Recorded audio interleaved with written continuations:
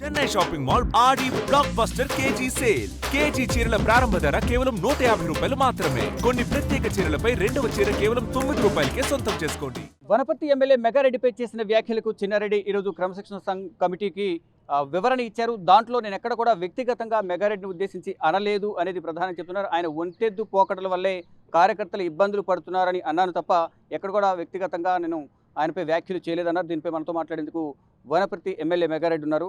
Sir చెప్పండి, మీరు 2 రోజులుగా ఢిల్లీలో నమ్మకం వేశారు. నిన్న ఖర్గేని కలిశారు, మొన్న తర్వాత ఇతర పెద్దలు కూడా కలుస్తూ ఉన్నారు. కానీ ఈరోజు 3 రోజుల సమయంలోనే ఆయనకి ఇచ్చిన సమయంలో క్రమశిక్షణ కమిటీకి ఆయన లేఖను సమర్పించారు. మిమ్మల్ని ఎక్కడ కూడా వ్యక్తిగతంగా ఆరోపణలు చేయలేదంటున్నారు.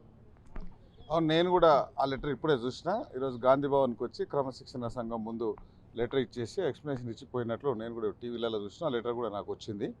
దానిలో 2 విషయాలు ఆయన ప్రస్తావించిండు. ఒకటి, ఎమ్మెల్యేను వనపర్తి ఎమ్మెల్యే నేను ఎక్కడ వ్యక్తిగతంగా ప్రస్తావించలేదు. అట్లనే ఏఐసిసి నాకు దేవాలయం లాంటిది, పిసిసి అని చెప్పున్నాడు. సో ఆ రెండింటి మీద నేను నిన్న మొన్న చెప్పిందంతా ఆయన ఆ రోజు స్పీచ్లో మాట్లాడింది దాదాపు 19 నిమిషాలు మాట్లాడాడు. 19 నిమిషాల్లో చాలా మధ్యలో చాలాసార్లు అధిష్టానం మీద, పిసిసి మీద, ఏఐసిసి మీద చాలాసార్లు మాట్లాడాడు. సో ఆయన చెప్పినవన్నీ అబద్ధాలు. ఇంకోటి, 3వ విషయం కూడా ప్రస్తావించిండు. పాత కాంగ్రెస్ కార్యకర్తలందరినీ ఆయన అగౌరవపరుస్తున్నాడని, ఒరిజినల్ కొత్తగా వచ్చిన వాళ్ళందరూ ముందర పెట్టుకుంటున్నారని ఇంకో కామెంట్ చేసిండు. దానికి సాక్ష్యం ఇక్కడ ఉన్న దాదాపు 34 మంది ఉన్నారు ఇక్కడ నాతో పాటు. ఈ 34 మందే ఒరిజినల్ కాంగ్రెస్. అందరూ మండల పార్టీ అధ్యక్షులు ఉన్నారు, 2 టౌన్ పార్టీ అధ్యక్షులు ఉన్నారు. వారితో పాటు సీనియర్ జిల్లా కార్యవర్గం, వైస్ ప్రెసిడెంట్లు కావచ్చు, సెక్రటరీలు కావచ్చు, మార్కెట్ చైర్మన్లు కావచ్చు, మున్సిపల్ చైర్మన్లు కావచ్చు, అందరు ఉన్నారు. ఇప్పటి వరకు మొత్తం పాత కాంగ్రెస్ ఆయన 40 ఏళ్ళు భుజాల మీద పెట్టుకొని మోసిన అంతా ఇక్కడే ఉన్నారు. ఆయన ఎంబడి ఎవరు ఉన్నారు? ఫస్ట్ బీఆర్ఎస్ వాళ్ళు ఉన్నారు. సో ఆయన ఎంబడి మొత్తం బీఆర్ఎస్ వాళ్ళని పెట్టుకొని ఆయన అబద్ధాలు చెప్తున్నాడు. అట్లనే ఎమ్మెల్యే గారి మీద, ఏఐసిసి మీద ఆయన మాట్లాడిన వీడియోలు ఉన్నాయి నా దగ్గర.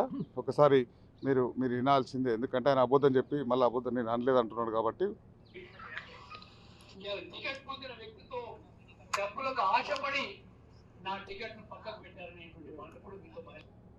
విన్నారు కదా. అట్లనే ఇంకో ఏఐసిసి గురించి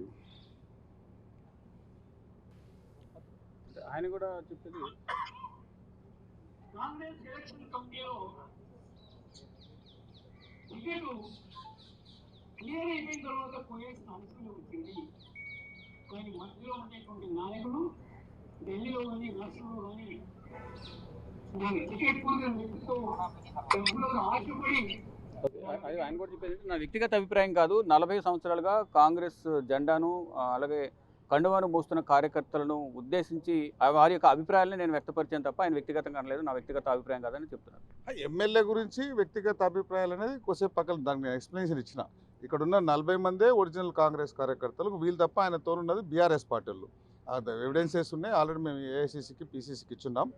సో దాంతోపాటు ఇప్పటిదాకా ఆయన చెప్పిండు కదా, ఢిల్లీలో మధ్యలో ఉన్న కమిటీ సభ్యులు అంటే వర్కింగ్ కమిటీ సభ్యులు ఢిల్లీ కావచ్చు, ఇక్కడ పిసిసి సభ్యులు, ఎలక్షన్ కమిటీ సభ్యులు హైదరాబాద్లో కావచ్చు, వీరందరూ డబ్బులు కమ్ముడు పోయి నా సీటు కోసేసిందని చెప్పిండు. ఇప్పుడు వాయిస్ రికార్డ్ ఆయన మాట్లాడిందే మీకు వినిపించిన. సో ఆయన మాట్లాడిన దానికి, ఆయన ఇచ్చిన సంజాయిష్కి రిప్లై ఇచ్చిన దానికి చాలా డిఫరెన్స్ ఉంది. అన్ని అబద్ధాల పునాదుల మీద ఆయన ఇన్ని రోజులు నెట్టుకొచ్చిండు. ఇప్పుడు ఇంకా ఎవరు, ఏ కాంగ్రెస్ కార్యకర్త కావచ్చు, ఏ కాంగ్రెస్ నాయకుడు కావచ్చు, ఏ కాంగ్రెస్ వనపర్తికి సంబంధించిన పెద్దలు ఎవరు ఆయన చెప్పింది ఎవరు నమ్మరు.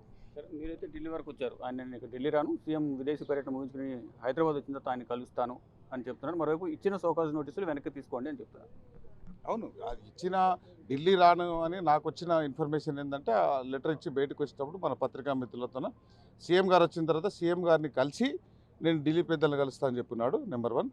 నెంబర్ 2, ఆయన ఈ వర్కింగ్ సోకాజ్ నుంచి వెనక్కి తీసుకున్నా వద్దా అనేది మనం అక్కడ పీసీసీకి ఇచ్చున్నాం, అక్కడ ఏఐసీకి ఇచ్చున్నాం. వాళ్ళు పూర్తి విచారణ జరిపిన తర్వాత వాళ్ళు డిసిషన్ తీసుకుంటారు. అది ఒకవేళ ఆయన మీద చర్య తీసుకోకపోతే మేము కూడా తదుపరి కార్యాచరణ ప్రకటిస్తాం.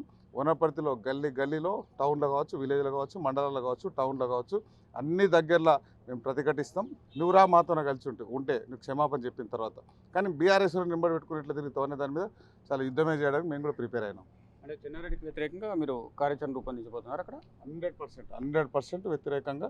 ఎందుకంటే ఆయన వేస్తుంది 30 నెలల్లో మొత్తం బీఆర్ఎస్లో నెంబడేసుకొని తిరుగుతున్నాడు. సెక్రటరియట్ సాక్ష్యం, ప్రజాభవన్ సాక్ష్యం, ఆయన కూర్చున్న ప్రజావాణి సాక్ష్యం, ఆయన ఇచ్చిన సీఎంఆర్ఎఫ్ చెక్కులు సాక్ష్యం, ఆయన ఇప్పించిన ఎల్ఓసీలు సాక్ష్యం, ఆయన ఇప్పించిన సెక్రటరియట్లో బిల్లులు సాక్ష్యం, ఇవన్నీ సాక్ష్యాలు ఉన్నాయి కదా మా దగ్గర. అందరూ ఎవరికి ఇప్పించిండు? ఈడ ఉన్న వాళ్ళు ఒక్క కాంగ్రెస్ కార్యకర్తకి ఇప్పించిండు, బీఆర్ఎస్ వాళ్ళకి ఇప్పించిండు. ఈయన పిఎన్ ఆయన ఇంటికి పంపిస్తాడు, ఆయన పిఎన్ ఈయన ఇంటికి పంపిస్తాడు, ఇద్దరు ఫోన్లలో రోజు మాట్లాడుకుంటారు. సో ఆయన నిరంజన్ రెడ్డి గారు చేయాల్సిన పని అంతా ఈయననే చేస్తుండ్రు బీఆర్ఎస్ కార్యకర్తలకు. ఇప్పుడు ఆయన ఇచ్చిన వివరణకు క్రమశిక్షణ కమిటీ సంతృప్తి వ్యక్తం చేస్తుందా? అది ఆ కమిటీ సభ్యులు, కమిటీ చైర్మన్ డిసైడ్ చేస్తాడు. వాళ్ళు చెప్పాల్సింది నేను చెప్పకూడదు కదా, నేను చెప్పాల్సింది నేను చెప్పాను. మాట్లాడారు మల్లిరావు గారితో తర్వాత? లేదు, నేనేం మాట్లాడలేదు. నేను చెప్పాలనుకున్నదంతా మల్లిరావు గారికి చెప్పినాం, పిసిసి ప్రెసిడెంట్ గారికి చెప్పినాం, ఏఐసిసి అధ్యక్షుల వారికి చెప్పినాం. ఈరోజు రాహుల్ గారి ఆఫీస్లో, సోనియా గారి ఆఫీస్లో, అట్లనే ప్రియాంక గారి ఆఫీస్లో, కేసీ వేణుగోపాల్ గారి ఆఫీస్లో అన్నీ మేము ఆల్రెడీ మెయిల్ ఇచ్చిన్నాం. సాఫ్ట్ కాపీ మెయిల్ చేసినాం, ఒరిజినల్ హార్డ్ కాపీ ఈరోజు సబ్మిట్ చేసినాం. ఒకవేళ ఇన్ కేసు క్రమశిక్షణ కమిటీ సోకాజ్ నోటీసులు వెనక్కి తీసుకుంటే ఆయన ఇచ్చిన వివరణకు సంతృప్తి చెంది మీరేం చెప్తారు? నేను అదే చెప్తాను, ఇప్పుడు దాకా చెప్తే కదా. వనపర్తి నియోజకవర్గంలో మేము వనపర్తిలో ఫస్ట్ స్టార్ట్ చేస్తాం. వనపర్తిలో ఒరిజినల్ ఎవరు, డూప్లికేట్ ఎవరికి పని చేస్తున్నారు అది బయటికి రావాలి. ఫస్ట్ పాలు నీళ్ళు సపరేట్ అయిపోవాలి. ఒక పక్క కాంగ్రెస్ వర్గం, ఒక పక్క చిన్నారెడ్డి నిరంజన్ రెడ్డి వర్గం. వాళ్ళిద్దరిది ఒక వర్గం, ఇక్కడ కాంగ్రెస్ వర్గం, ఇక్కడ మెగారెడ్డి లేదు. కాంగ్రెస్ జెండా కింద ఉన్నాం మేము. కన్నతల్లి లాంటి కాంగ్రెస్ పార్టీని ఎట్లాంటి పరిస్థితుల్లో కాపాడుకోవాల్సిన అవసరం ఉంది. ఇక్కడ ఉన్న వాళ్ళందరూ, ఇక్కడ ఉన్న పెద్దలందరూ 2018 తర్వాత 2023 వరకు 5 సంవత్సరాలు చిన్నారెడ్డి ఆటావో, కాంగ్రెస్ బచావో అని అందరు పెద్దలు ఉన్నారు. వాళ్ళందరినీ ముందర పెట్టి ఆ రోజు ఎందుకు బచావో అన్నారు, ఎందుకు ఆటావో అన్నారు, మళ్ళీ ఇప్పుడు ఏం తప్పు చేసినాడు, ఇప్పుడు ఆయన ఏం చేయాలి అనేది మనం ఫర్దర్ మేము డిసైడ్ చేస్తాం వనపర్తికి పోయిన తర్వాత. రైట్. అయితే ఆయన వ్యక్తిగతంగా కాదు, కార్యకర్తలను ఇటు ఏఐసిసిని కూడా ఉద్దేశించి ఆయన వ్యాఖ్యలు చేశారు. ఇప్పుడు క్రమశిక్షణ కమిటీకి అయితే వివరణ ఇచ్చారు. వివరణకు క్రమశిక్షణ కమిటీ చైర్మన్ కానీ కమిటీ సభ్యులు సంతృప్తి చెందుతారో లేదో చూడాలి. మరోవైపు అధిష్టానం కూడా దీనిపై నిర్ణయం తీసుకోవాల్సి ఉంటుంది. ఒకవేళ చిన్నారెడ్డి క్షమాపణ చెప్పకపోతే భవిష్యత్ కార్యాచరణ ప్రకటిస్తాం, ప్రతి వీధిలో గల్లీలో కూడా వెళ్ళి చిన్నారెడ్డికి వ్యతిరేకంగా భవిష్యత్ కార్యాచరణలు చేపడతామంటూ కూడా మెగారెడ్డి వారి అనుచరణ వర్గంతో ఢిల్లీలో 2 రోజుల పాటు మకాం వేసి అధిష్టానం పెద్దలకు లేఖలు కూడా సమర్పించారు. ఇక మరి కాసేపట్లో ఢిల్లీ పర్యటన ముగించుకుని హైదరాబాద్ బయలుదేరనున్నారు. కెమెరామెన్ మల్లేష్తో శివబిక్రి, New Delhi. Big TV without fear or favor.